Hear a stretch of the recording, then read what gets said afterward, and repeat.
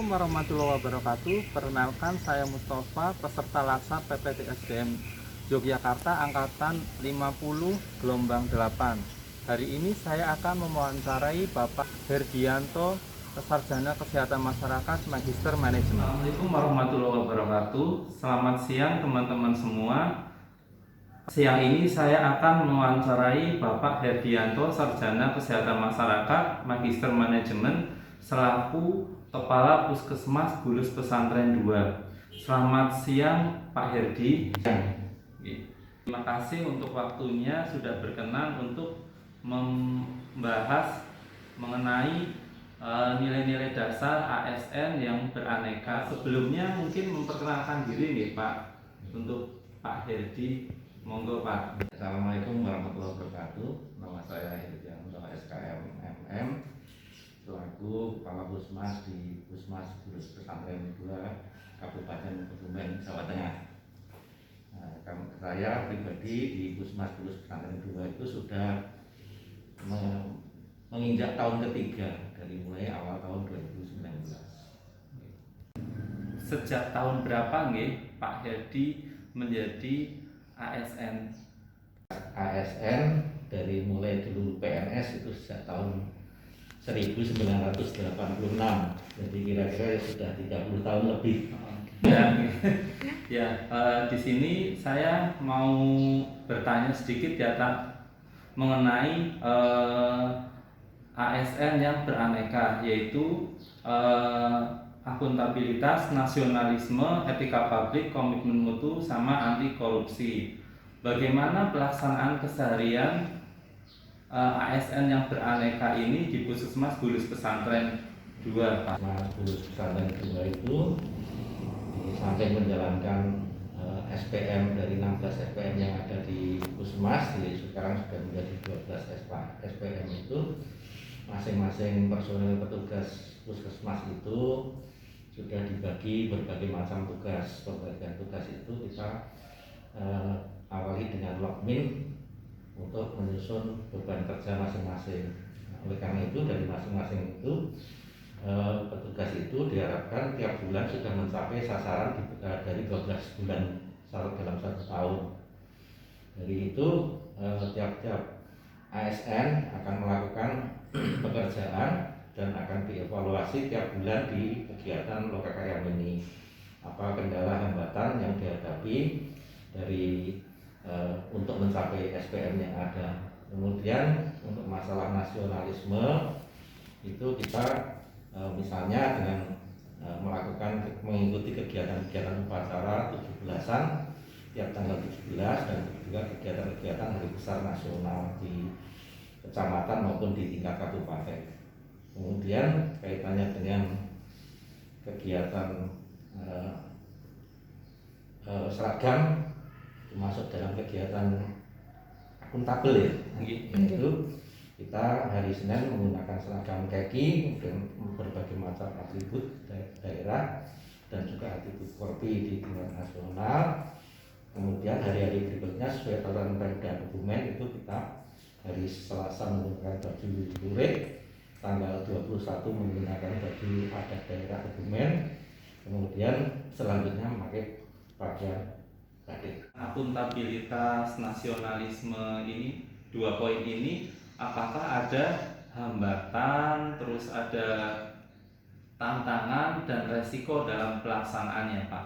Akuntabel dan nasionalisme itu tentu saja banyak sekali hambatan karena kita juga berhadapan melibatkan peran serta masyarakat. Nah, kadang-kadang memang di samping tugas-tugas kita yang tidak hanya untuk bidang kesehatan, kita di Puskesmas juga bidang-bidang yang lain kita dilibatkan. Nah, oleh karena itu bagian dari hambatan itu termasuk mungkin jadwal yang tidak sesuai dengan rencana yang kita susun.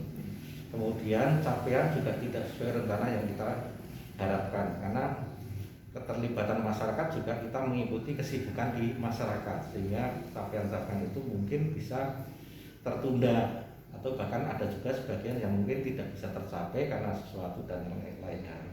Untuk pertanyaan selanjutnya Bapak, mengenai etika publik di Puskesmas Bulus Pesantren, yaitu adanya penerapan kode etik ASN ya Pak, yaitu ada seperti 5S yang sudah terkenal, itu ada senyum, sapa, sopan, santun. Itu bagaimana sudah dijalankan belum dalam pelayanan di Puskesmas Bulus Pesantren, dan bagaimana cara karyawan memelihara dan merasa memiliki dan bertanggung jawab dalam menjaga barang milik negara. 5S itu kita sudah terapkan di masing-masing lini pekerjaan kita.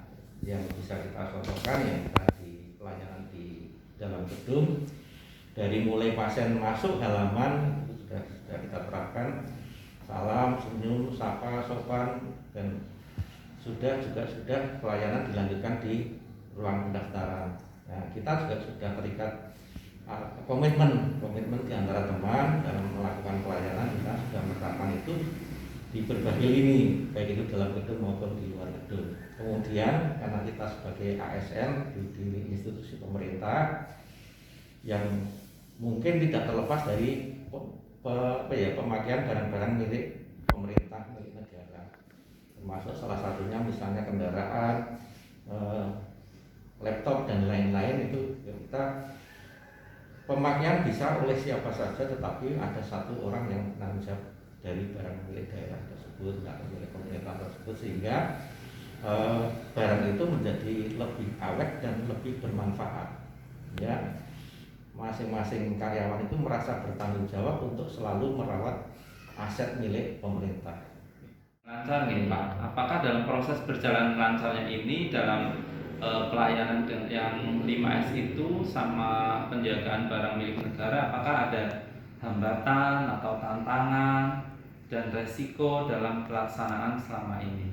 Penerapan 5S itu tentu saja ada hambatan, tidak mungkin segala sesuatunya tidak ada hambatan, karena yang namanya semua orang karyawan di sini itu beda orang, tentu saja beda pemahaman, mungkin situasi suasananya berbeda, mungkin bisa berubah juga. Kita tidak mungkin artinya memuaskan seluruh masyarakat. Ada yang sudah kita lakukan dengan sesuai SOP yang kita lakukan, tapi ternyata juga ada masyarakat yang kurang puas dengan segala sesuatu pelayanan kita, karena mungkin dalam suasana yang berbeda antara personil satu dan personil lain, ya mungkin performanya, inner beauty-nya beda-beda. Kemudian masalah barang, itu kadang-kadang barang yang kita miliki sudah terlalu usang, tetapi kita juga belum boleh untuk permasalahan, sehingga mungkin misalnya salah satu ada kendaraan itu kan perawatan kendaraan terbatas sesuai dengan anggaran yang kita miliki itu, sehingga belum waktunya perawatan, kadang-kadang juga ada permasalahan yang timbul dari spare part dan lain-lain. Nah, itu kita menjadi salah satu hambatannya seperti itu. Kemudian yang berikutnya, khususnya untuk peralatan kantor misalnya laptop dan lain-lain, memang belum bisa mencukupi untuk seluruh pemegang program yang ada. Jadi masih ada sebagian yang pemegang program dalam satu laptop digunakan untuk beberapa teman. Kemudian kendaraan juga begitu, belum bisa memenuhi untuk semua karyawan yang ada. Poin selanjutnya nih Pak, mengenai komite mutu, bagaimana pelayanan kesehatan di Puskesmas Bulus Pesantren 2 ini, apakah mutu pelayanannya sudah berjalan dengan baik dan dijaga? Untuk pengendali mutu memang kita hampir setiap pelayanan itu setelah kita melakukan edukasi dan kita sudah lulus media, kita memang sudah ada SOP di setiap kegiatan di masyarakat, baik di dalam gedung maupun di luar gedung. Tetapi banyak sekali kendala memang karena keterbatasan sarana prasarana yang ada di kita, kemudian keterbatasan pemahaman sesama personel individu di Puskes ASN di Puskesmas, sehingga kadang-kadang SOP yang sudah kita susun, sudah kita sosialisasikan, setiap karyawan sudah kita sosialisasikan itu kadang-kadang juga terhambat oleh situasi kondisi yang ada pada saat pelayanan. Jadi secara garis besar memang SOP sudah kita susun dan semua karyawan sudah memahami, tetapi ya itu tadi karena kita juga bekerja di luar gedung, kadang-kadang juga tidak sesuai dengan SOP, ada perubahan-perubahan menyesuaikan situasi kondisi di lapangan atau di masyarakat. Terakhir ya Pak, yang aneka ini yaitu anti korupsi. Bagaimana penerapan praktek anti korupsi di wilayah Puskesmas Bulus Pesantren 2 ini Pak, yang mengenai seperti kayak pengadaan barang atau juga korupsi-korupsi yang bisa dilakukan oleh hal-hal individu seperti kayak absensi, presensi, atau yang lain. Pencegahan korupsi khususnya pengadaan barang, kami sudah mengacu pada pembelian yang melalui e-katalog karena Puskesmas sekarang sudah BLUT sehingga bisa melaksanakan pembelian sendiri. Tapi kita tidak bisa lepas dari e-katalog dan juga standar harga barang yang dikeluarkan oleh pemerintah Kabupaten Kebumen. Jadi pengadaan itu kita mengacu pada harga-harga yang sudah ditetapkan.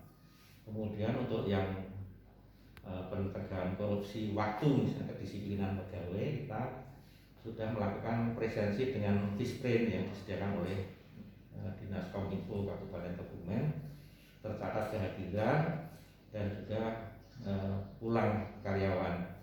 Jam kehadiran adalah paling telat ada 7:30, kemudian paling untuk jam pulangnya adalah 2:30. Jadi setiap karyawan wajib melakukan presensi, hadir dan pulang, karena juga ada panisme dari pemerintah Kabupaten Kebumen. Dari kehadiran yang terlambat itu dihitung per menit sehingga nanti akumulasinya untuk perhitungan baik jaspol maupun tamsil. Wah, menarik sekali ya Pak untuk membicarakan mengenai nilai-nilai dasar ASN ini yang beraneka. Ya. Semoga semua ASN yang bekerja di Puskesmas Bulus Pesantren 2 ini mampu mengamalkan nilai-nilai dasar ASN yang beraneka. Terima kasih banyak Pak sebelumnya. Mohon maaf jika ada kata dan perbuatan yang kurang berkenan. Demikian mengenai pembahasan nilai-nilai dasar ASN yang beraneka kepada pejabat publik. Terima kasih.